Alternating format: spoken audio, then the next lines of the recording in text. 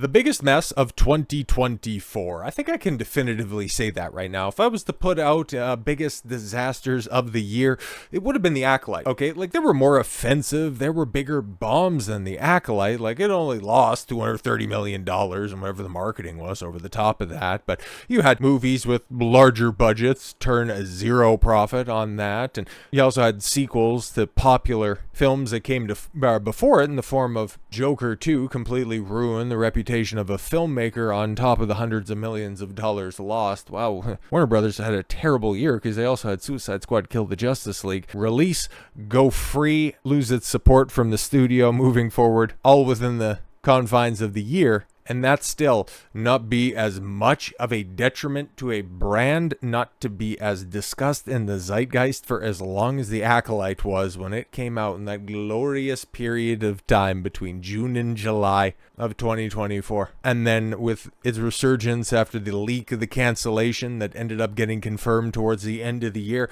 there was no lingering story quite like the Acolyte, which a lot of people, it's like, we've known about this. This was one of the first things that was greenlit right after the conclusion of the sequel trilogy, and now that it finally came out, people thought it's a side story based on a time that nobody cares about. Like, it's probably going to be bad, but nobody could have foreseen how bad it was going to be, and especially how popular it was going to be. Like, there is no way to spin it. No coherent way to spin this to claim that it's a success. So to have this novelist explain how the Acolyte was a smashing success, I mean, smashing your head against the wall, smashing your wallet out of your pocket and having everything just spill onto the sidewalk. That kind of smashing success? Like Gallagher has a smashing success at the climax of his performance. Is that what we're talking about? Okay, well, let's take a look.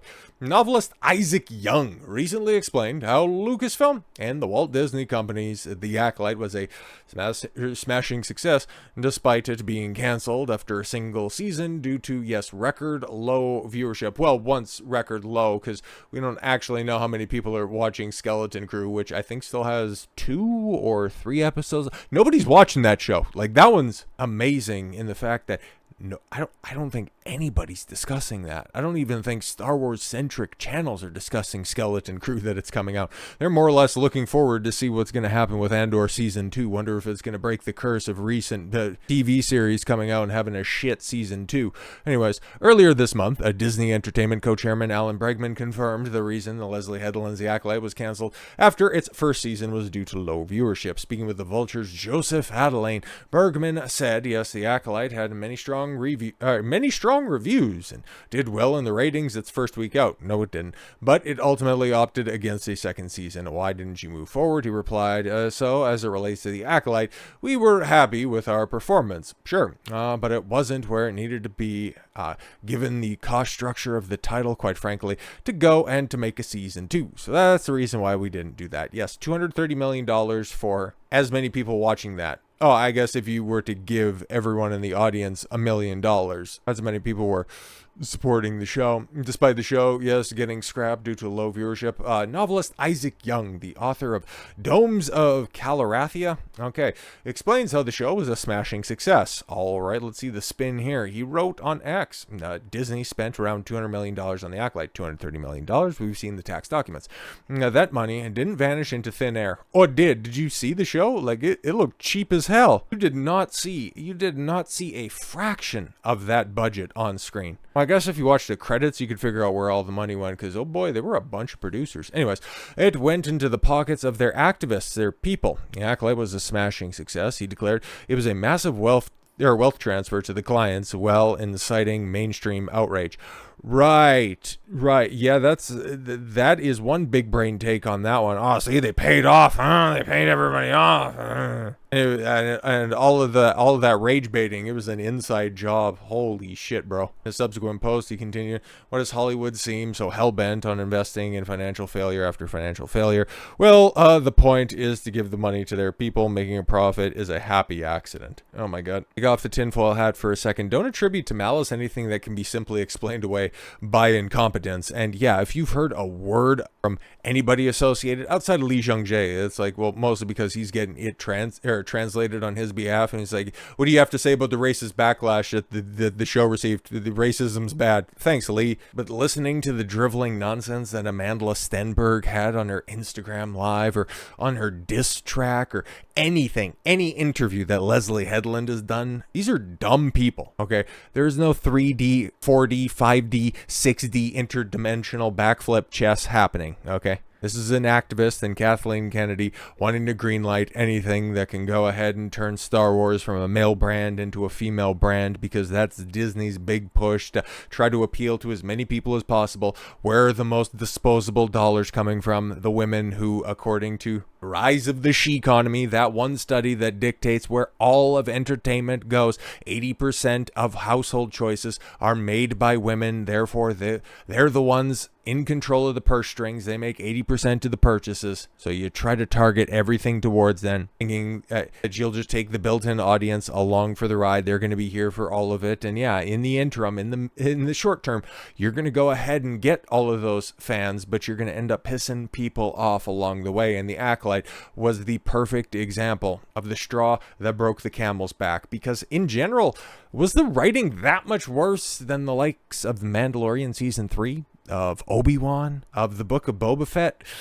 Not really. It was definitely within a standard deviation of shit. It's just this right here. It was too much for too many people. So I guess under some interpretation, it was a smashing success. But how's this going to be spun when Andor Season 2 comes out? Not as many people as Disney needs to watch it will watch it, because I'd imagine, okay, it's the same team that worked on Season 1 that is incredibly well regarded as being tightly written. Its budget has ballooned to what, $500-600 million? How's that going to be a smashing success when, oh, all of their people end up getting paid for generating outrage, when in reality people probably will like it, but there's no way in hell. There's not enough people signed up to Disney Plus. If everybody watched the entirety of the series on loop, if they just had it on in the background of their home for a month or two, it will never end up overcoming the production costs on that. And given that's the only confirmed Star Wars project to come out this year, boy, it's going to be interesting, okay? But it's unfortunate that the Acolyte did get canceled, though, because there is,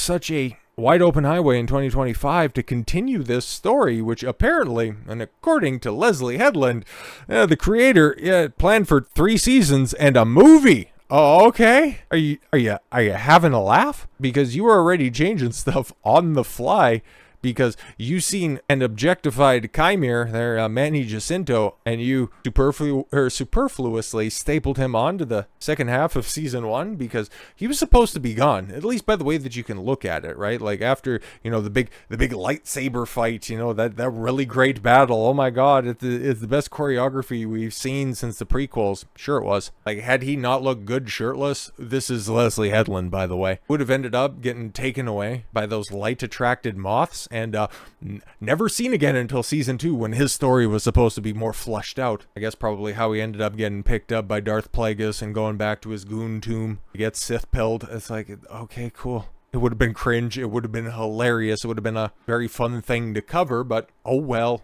We won't get that opportunity for the foreseeable future, but let's see what was on the cards here. Okay, Star Wars universe just can't seem to win lately. Perhaps the greatest example of modern Lucasfilm shortcomings can be found in the story of The Acolyte, the controversial Star Wars High Republic Disney Plus series by Harvey Weinstein's former personal assistant, Leslye Headland. The series was canceled after a single season, but one of its stars let slip that Headland had an ambitious plan for her creation that included 3 whole seasons and a movie. Really? Recently, Manny Jacinto, oh really? Known for his role as Qimir in The Acolyte. Yes, Milo Ren himself shed light on Headland's original vision for the show during the panel at a fan expo. I remember Leslie's dream for us was to do 3 seasons, not just 1, Jacinto said, but there's something about having a finite ending to things that makes it so much more special. So yeah, I don't know if I'd do it or not, but 3 seasons and a movie would have been incredible, and I know we had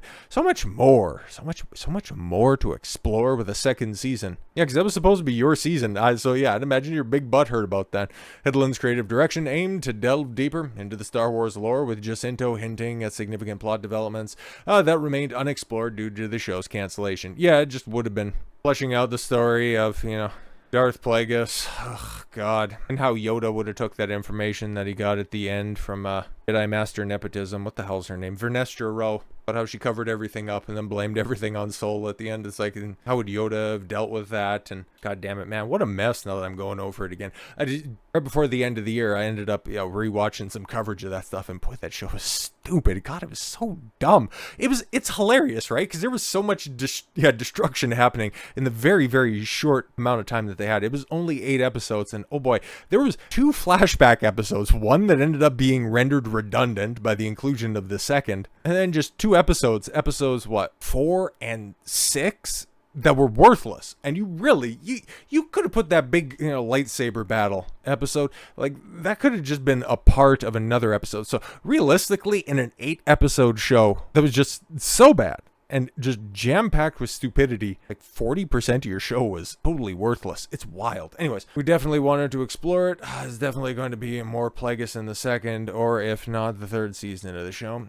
But I just can't say because, we could come back. I don't want to spoil anything or give anybody false hope. But I would just say there was a lot more to explore for sure. And here's the thing. For as much as, well, I don't want to see it, I kind of do want to see it. And I also want to give credit to Jacinto, because he hasn't, as far as I remember, like, he hasn't attacked the fans. He has only just been complimentary to the show and complimentary to the franchise, okay? He wasn't as stupid as old Yord's actor out there saying, like, well, I don't know why people get mad. It's not like there's a good or a bad side, okay? There's not good and evil in Star Wars, and I don't know how anybody could talk about not being forgiven in this universe, because when Anakin blew up the Death Star, it's like, Jesus, some people are stupid. And then, yes, Amandla attacking the fans. Manny, well, he's been, complimentary and good, and he's passionate about the role that he had, and obviously him and Li Zhongjae performed amicably in the film, or in the show. And so I appreciate the enthusiasm. It's just shedding the light on these lofty aspirations of somebody who couldn't even craft an 8 episode series.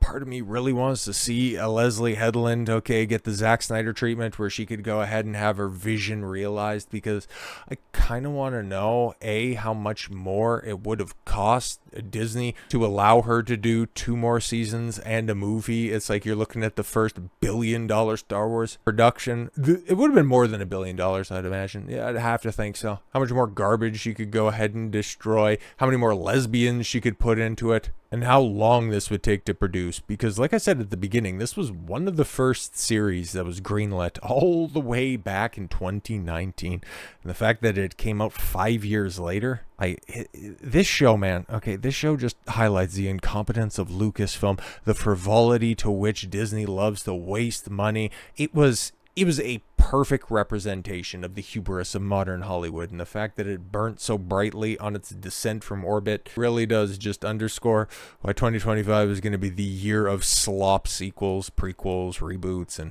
easy, sure things. Boo. So with all that said, thank you all very much for the gift of your time. I've been Don Consuelo. I want you to follow your gut and get after it. Take care, everyone.